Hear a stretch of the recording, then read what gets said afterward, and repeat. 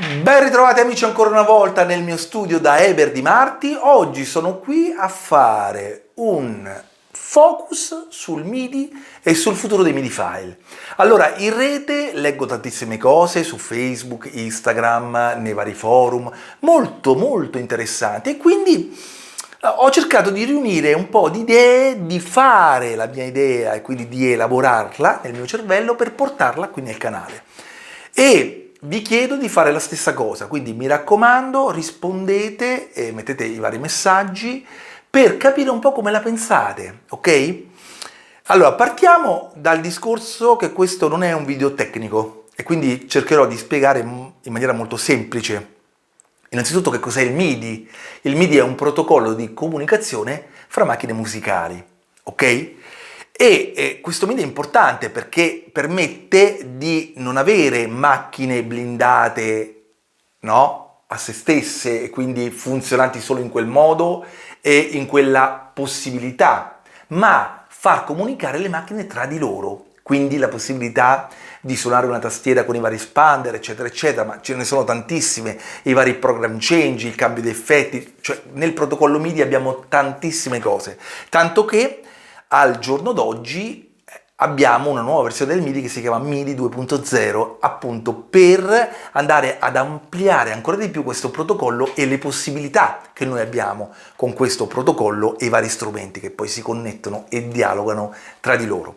Detto questo, allora, quando tempo fa noi andavamo a comprare tastiere, expander, eccetera, e quando non c'era ancora lo standard General MIDI, che adesso vi spiegherò in maniera altrettanto semplice, che succedeva? Che praticamente ogni macchina aveva i suoi suoni in delle posizioni, effetti in altre posizioni, le basi non avevano un formato standardizzato, ma avevano il formato proprietario. Guardiamo la GEM, guardiamo all'epoca c'era anche, adesso mi ricordo, la Technics, voglio dire, tante macchine, che anche la Farfisa che faceva dei begli arranger parecchio tempo fa, e quindi parecchi anni or sono.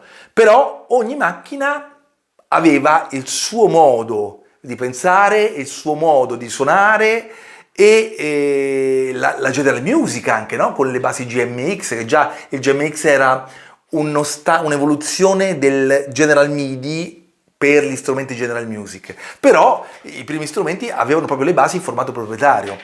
Qual era la cosa bellissima? E io qui lo dico e lo ridico, che la base era una vera e propria interpretazione artistica, nel senso che la base aveva i propri suoni rifatti per quella tastiera, aveva tutti i program change con le effettistiche fatti precisi e perfetti. Diciamo che molte canzoni suonavano da disco, già con la base che effettivamente era MIDI, era una base comunque che sfruttava non l'MP3 e quindi l'audio, era comunque in formato MIDI proprietario, chiamiamolo così. E quindi io mi sono ritrovato ad avere basi della VS2 a 5 tracce che suonavano da Dio, basi sulla VK8 che erano dischi, potevi andarci tranquillamente in studio per registrare la tua cover, la base era già pronta e fatta, non c'era niente da ritoccare, ok? Nel tempo si è avuta l'esigenza di avere uno standard proprio per queste basi. Perché? Perché era difficile che ogni produttore impegnasse una serie di musicisti per poter realizzare la base solo per il loro prodotto, e quindi la base poteva essere acquistata solo da chi aveva quel prodotto lì, e quindi c'era un grosso limite. Con lo standard General MIDI, ok, abbiamo standardizzato tutto, dalla quantità di suoni, dalla posizione dei suoni con i vari program change, dagli effetti, dal formato che viene letto e eseguito oggi in tutte le tastiere.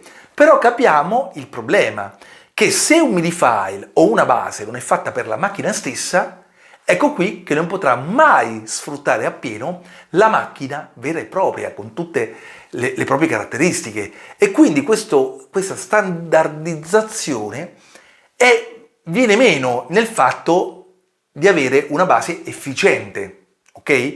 Perché se noi prendiamo un MIDI file e oggi lo facciamo suonare in una Korg, in una Ketron, comunque suona, ma non è che sia eccezionale.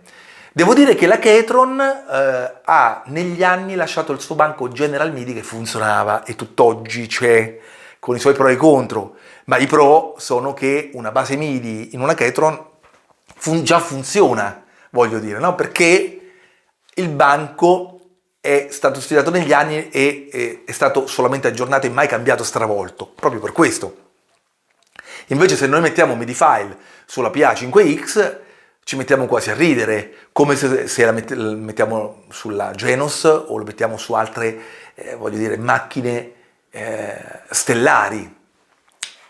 E quindi qui comincio a fare un ragionamento anche della M-Live, perché voi avete criticato il Divo a livello di sound banking, perché io ho fatto sentire un po' di basi M-Live, ovviamente spostate con i marker eccetera eccetera, per una 25 di minuti, per farvi capire cosa usciva dal Divo, come cosa esce dal Merish o degli altri prodotti. Detto questo, voi mi avete detto, però i suoni non è che solo tutto questo. Allora, sì, effettivamente il Divo ha una sound banking ridotta rispetto a Merish, però anche le basi MIDI file che noi andiamo a fare non sono solo per il Divo, sono MIDI file per la standardizzazione di tutte le macchine, quindi è normale che non vanno a sfruttare appieno le caratteristiche del Divo o del Merish. Vi faccio un altro esempio. Quando uscì l'Hockey non so se voi vi ricordate questa macchina workstation per MIDI, karaoke, MF4 e MF5, che era lo standard per avere delle basi con suoni proprietari loro, quindi M-Live. Quando uscì appunto questo Hockey 4, mi pare che era quello bianco e blu, mi pare,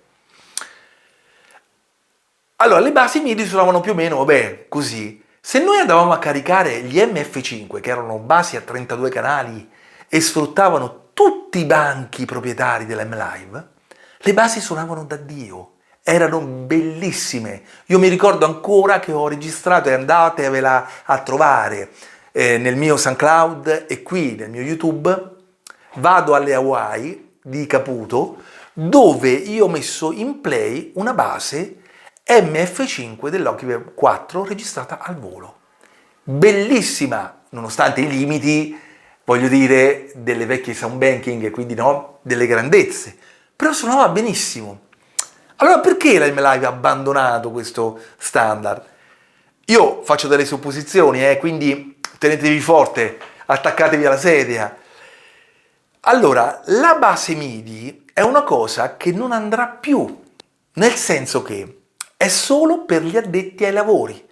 Perché noi sappiamo benissimo che con una base MIDI noi possiamo fare di tutto, possiamo metterla nei vari sequencer e expander per farla suonare a nostro piacimento, cambiare suoni, cambiare effetti, andare a fare il microscope editing nota per nota. E quindi quando mi dite il MIDI è una cosa vecchia, una cosa morta, io vi dico ragazzi, state sbagliando assolutamente, perché il MIDI è la cosa più tecnica che noi abbiamo, con possibilità di intervento infinita, ok? Però rimane per quella nicchia di persone che va a stravolgere la base, va a lavorarci sopra, va un pochino a modificarla a proprio piacimento, senza i limiti dell'audio, ok? Basti pensare a livello didattico, io prendo una base MIDI file e voglio far suonare magari questa canzone ai ragazzi di una scuola indirizzo musicale, io apro il mio MuseScore, mi prendo questa base, la converto in musica in pentagramma, tolgo quello che non mi piace, quindi vado a ripulire alcune sbavature che ci sono normalmente quando vai a caricare delle cose per tutto perfetto, e in men che non si dica io ho una piccola parte degli strumenti che voglio, della base che ho preso, e questa è una cosa sensazionale, ok? A livello anche didattico, oppure far suonare, togliere lo strumento e far suonare, ad esempio come batterista, al ragazzo che suona la batteria andare a togliere le tracce, oppure c'è qualcuno che mi chiede una base fatta veramente bene di un autore particolare, io la prendo in MIDI, la metto in Cubase, la riapro tutta completamente con il VST Instrument, la faccio suonare a tutto quello che voglio io, quindi a centinaia di giga di librerie di suoni, vado ad aggiungere delle cose che a me piacciono, magari risuono delle cose e do tutto, in men che non si dica, perfettamente editabile e configurabile. Quindi il MIDI non è morto assolutamente. Ve lo fa capire il MIDI 2.0, che è un'estensione del protocollo che aggiunge tantissime cose, ok? Quindi questa cosa ci tenevo a dirvela e sottolinearvela assolutamente. Fatemi sapere cosa ne pensate anche voi di questa cosa. Il futuro qual è? La base MIDI? MP3?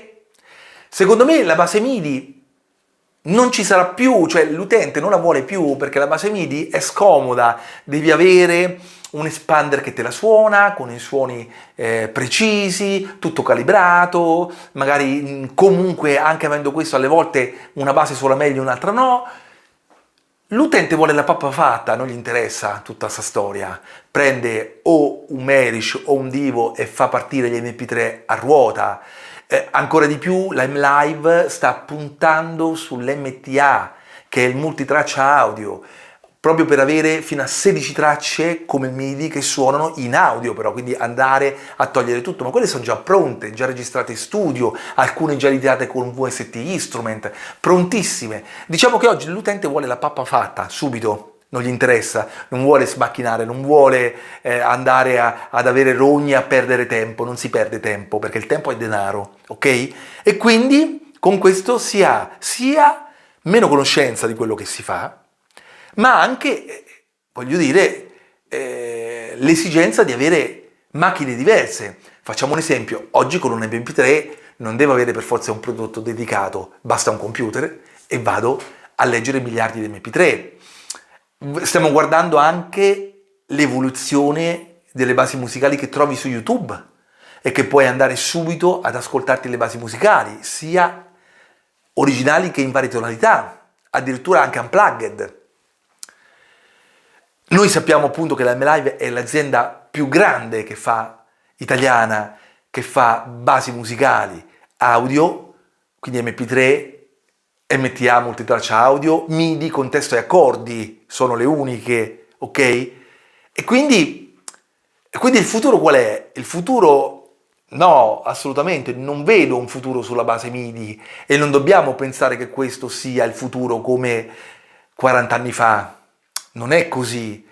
E dobbiamo pensare che il MIDI è una base riservata a una nicchia di persone che poi devi fare un certo tipo di lavoro, altrimenti vai con l'MP3 che comunque suona bene, suona subito e hai subito anche una gratificazione sonora, anche come ambiente ed effetti, ok? Perché abbiamo detto che dietro l'MP3 c'è un lavoro a volte di far suonare anche musicisti dal vivo, non solo a VST Instrument, ok? Quindi anche musicisti veri e propri. Detto questo, io voglio sapere cosa ne pensate.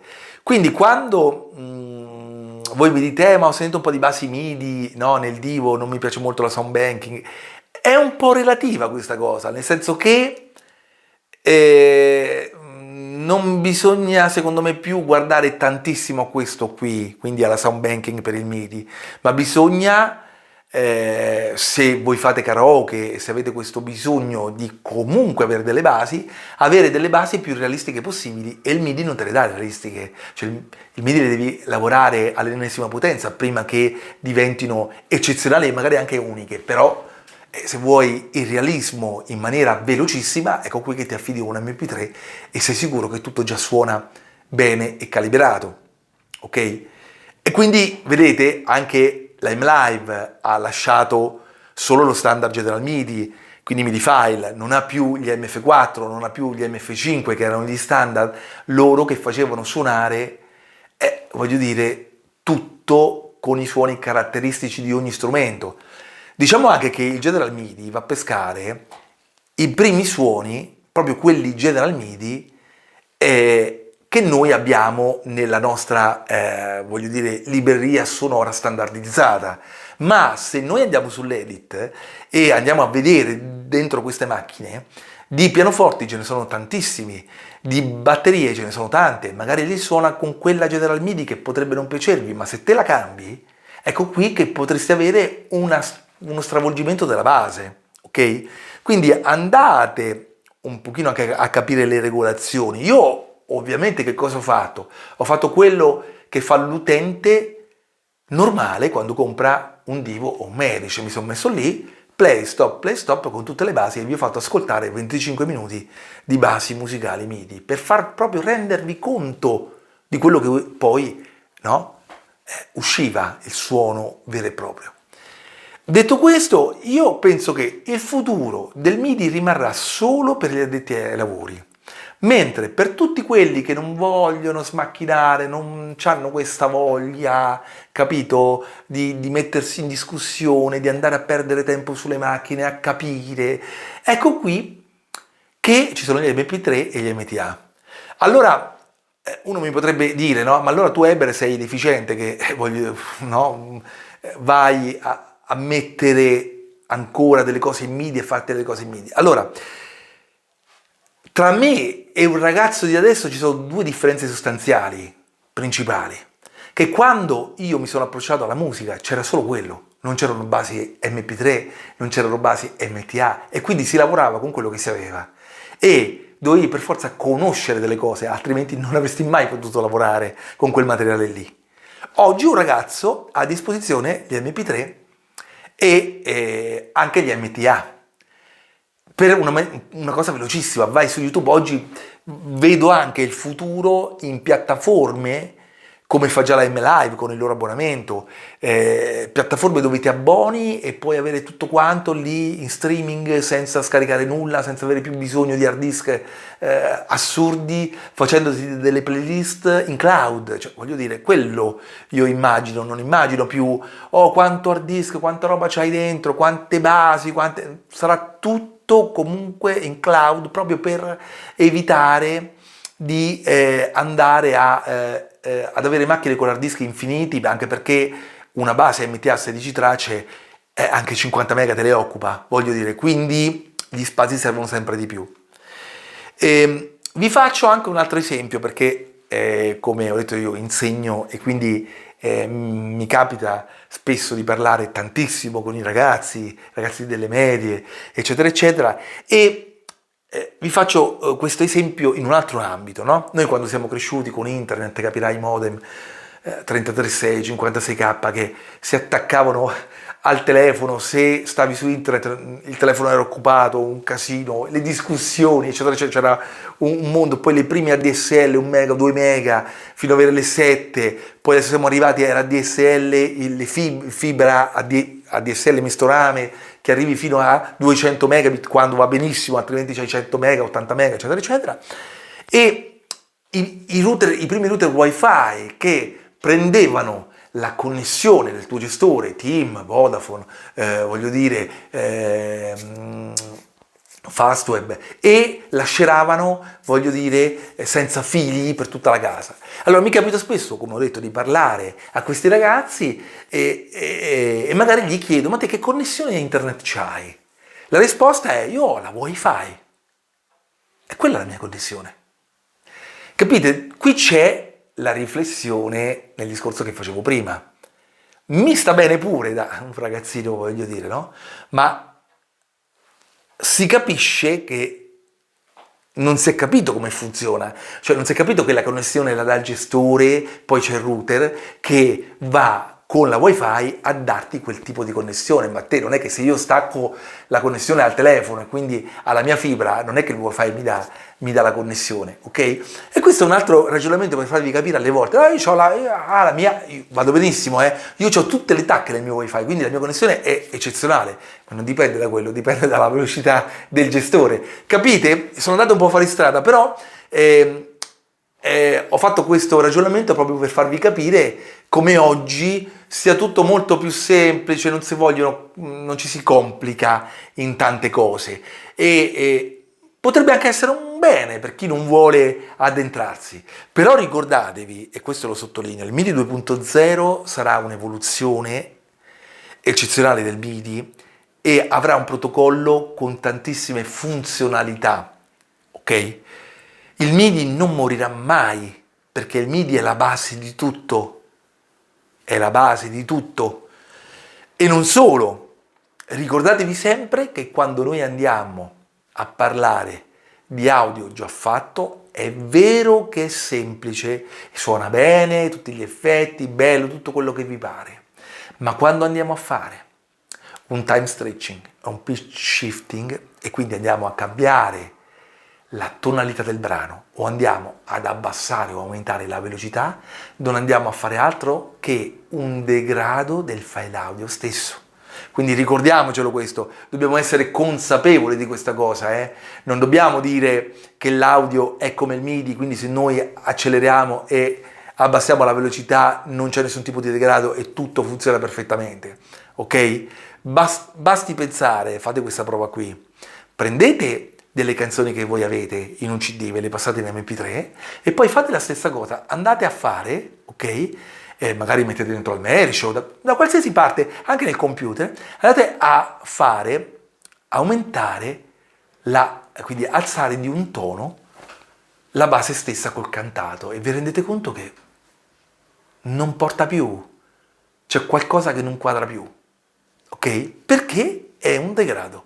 Quindi il MIDI rimane la cosa fondamentale. È un po' come dire, oggi quando sei iscritto in CI, in Soundriff, non hai bisogno più di scrivere la musica. Devi mandare, basta che mandi gli MP3, hai fatto.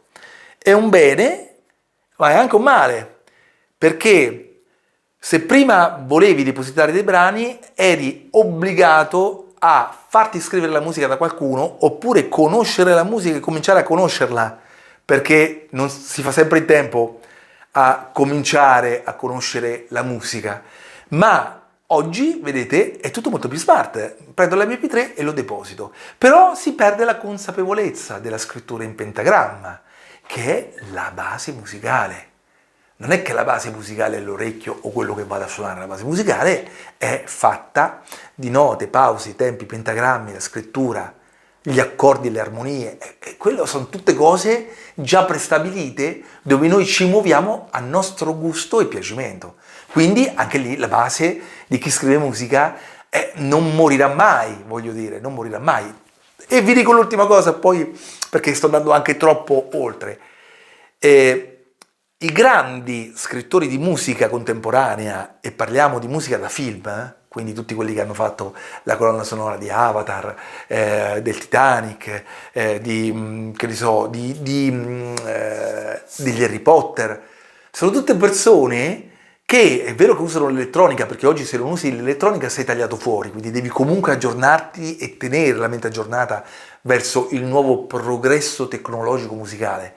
Ma è anche vero che queste persone prendono foglio pentagramma e scrivono a mano. E sanno scrivere a mano.